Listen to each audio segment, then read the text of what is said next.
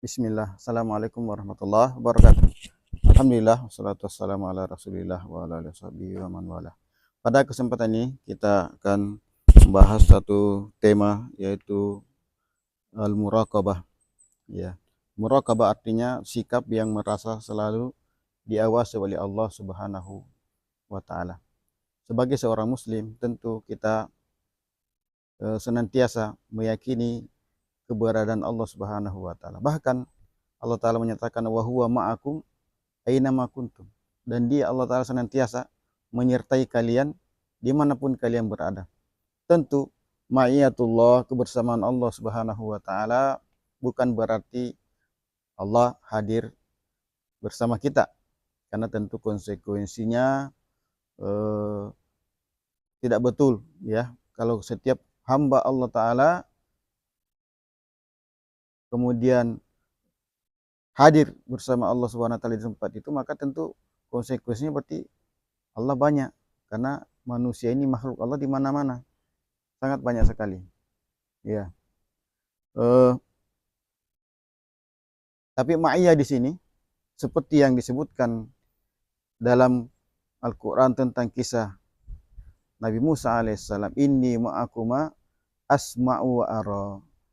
Sungguh saya menyertai kalian, saya bersama kalian, saya mendengar dan saya melihat. Jadi ini ayat menafsirkan ma'iyatullah, kebersamaan Allah Subhanahu wa taala dengan Musa ketika itu dan dengan makhluk yang lain tentu, ya, yaitu asma'u wa ara, saya mendengar dan saya melihat.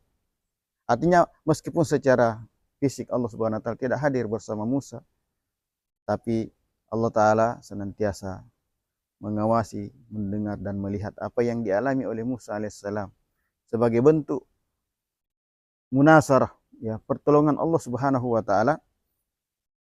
Bahasa mudahnya bahwa seandainya pun Musa tidak berdoa, apa yang dialami oleh Musa sudah disaksikan oleh Allah Subhanahu wa taala, sehingga pertolongan Allah begitu dekat.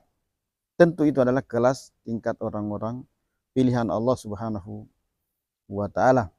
Kebersamaan Allah, ya, dalam artian pertolongan Allah begitu cepat dan begitu mudah mereka dapatkan.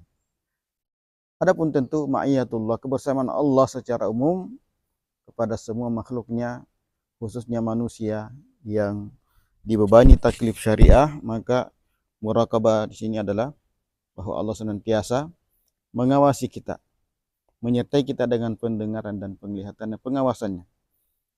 Maka sikap selalu merasa diawasi oleh Allah Subhanahu wa taala akan membuat seorang muslim akan berhati-hati di dalam melangkah, jangan sampai perbuatannya melanggar aturan-aturan Allah Subhanahu wa taala. Demikian pula ketika beribadah, maka dia melakukan ibadah dengan ikhlas, ya, niatnya terbaik karena Allah Subhanahu wa taala, karena yakin Allah Subhanahu wa taala senantiasa mengawasi. Demikian pula tata cara dan kaifiatnya senantiasa, ya, diperbaiki sehingga dia bisa melakukan ibadah dengan baik. Bahkan perasaan muraqabah inilah yang mampu kemudian orang tetap bisa istiqomah dalam kesendirian. Ada seorang sahabat Nabi SAW didatangi, ya, kemudian bertanya orang tersebut. Dia mengutarakan kekhawatirannya terhadap sifat munafik. Dia berkata, jangan, saya takut, jangan sampai saya kena penyakit munafik. Minta solusi. Maka beliau kemudian bertanya, apakah kamu sholat meskipun dalam kesendirian? Artinya jauh dari komunitas, ketika dia musafir mungkin atau pergi tempat kerjanya, ya, sendirian, tidak ada yang mengawasi dari kalangan manusia tentu dan para sahabatnya. Kata dia, iya, saya tetap sholat di tempat yang kesendirian tersebut. Ya, apa kamu tetap istighfar ketika setiap berbuat salah dan dosa? Katanya, iya, saya selalu istighfar. Maka kata beliau, kau pergi saja. Sesungguhnya kamu, ya, Allah tidak akan menjadikanmu sebagai orang munafik. Ya. Jadi ketika dalam kesendirian sekalipun dia tetap mampu untuk istiqamah, ya, berbuat kebaikan ataupun sebaliknya menghindari dosa dan maksiat. Ya, dengan demikian dimanapun kita berada ketika merasa Allah senantiasa mendengarkan tutur kata dan ucapan kita, melihat perbuatan dan tingkah laku kita, maka ketika kita punya kontrol, kita mampu menjaga diri kita dari hal-hal yang membuat Allah Ta'ala murka kepada kita. Ini satu hal. Jadi prinsip yang pertama bahwa kita meyakini Allah senantiasa mengawasi kita. Yang kedua, yang mampu kita jadikan landasan untuk bisa muraqabah bahwa Allah Ta'ala tidak sekedar melihat dan mendengar, tapi konsekuensinya bahwa Allah juga marah ketika larangan-larangannya dilanggar. Dan Allah Ta'ala Maha Kuasa dalam melampiaskan murka dan amarahnya. Ya, innallaha yagar wa ghairatullahi an ya'til mar'u maharimallah. Sungguhnya Allah pun punya rasa cemburu, punya rasa marah.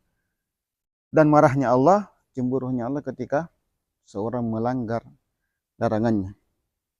Dalam riwayat yang lain hadis, sahabat Nabi SAW mengatakan, innakum ta'maluna a'malan hiya adaku fi anikum minasyar. Sungguhnya kalian hari ini melakukan perbuatan yang menurut penilaian kalian, pandangan kalian mungkin lebih halus daripada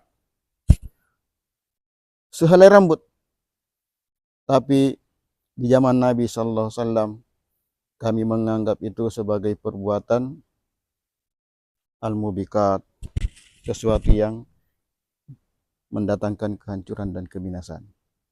Jadi ini prinsip kedua, bahwa muraqabatullah konsekuensinya kita takut akan murka dan kebencian Allah Subhanahu wa Ta'ala. Maka demikianlah, kalau kita memiliki sikap muraqabah ini, maka insya Allah itu membantu kita dalam menjaga diri kita dari hal-hal yang kemudian tidak disenangi oleh Allah Subhanahu wa Ta'ala. Barakallahu fikum wa jazakumullah khairan. Assalamualaikum warahmatullahi wabarakatuh.